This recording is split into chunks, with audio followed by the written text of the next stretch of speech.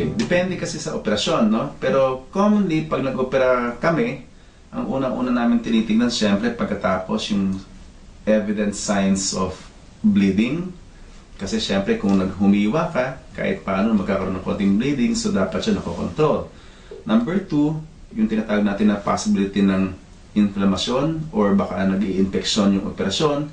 Pero syempre, ito naman may mga ways para hindi mangyari to. And very rare naman na nagkakaroon ng infection sa sinatawag natin na ordinary procedure. Okay.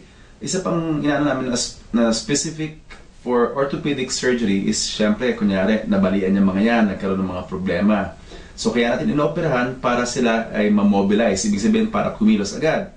So para kumilos sila agad, kumbaga kailangan maganda yung ating operasyon, at the same time, kailangan maigalaw namin agad yung kanilang mga extremities, either kamay yan, sa braso, sa siko, or sa shoulder, or sa paa, sa tuhod. So lahat yan kailangan ma-mobilize agad kasi yun ang objective ng operasyon.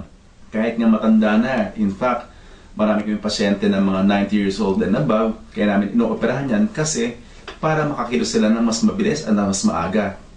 Sabi nga nila, pagka 90 years old and above, or sabi natin matanda na, hindi na dapat operahan. Pero yun ang maling akala ng karamihan ng Pilipino. And in fact, ibang mga doktor din, sinasabi nila na huwag mo nang pa-operahan yan kasi matanda na. Hindi. Kaya kailangan operahan sila kung nagkakaroon ng bali para mas humaba ang kanilang, or bumalik sila sa normal at humaba yung kanilang buhay. Kasi pag hindi na operahan yan, ang nangyayari, minsan mas bumibilis yung kanilang, alam mo na, pagpanaw. Okay.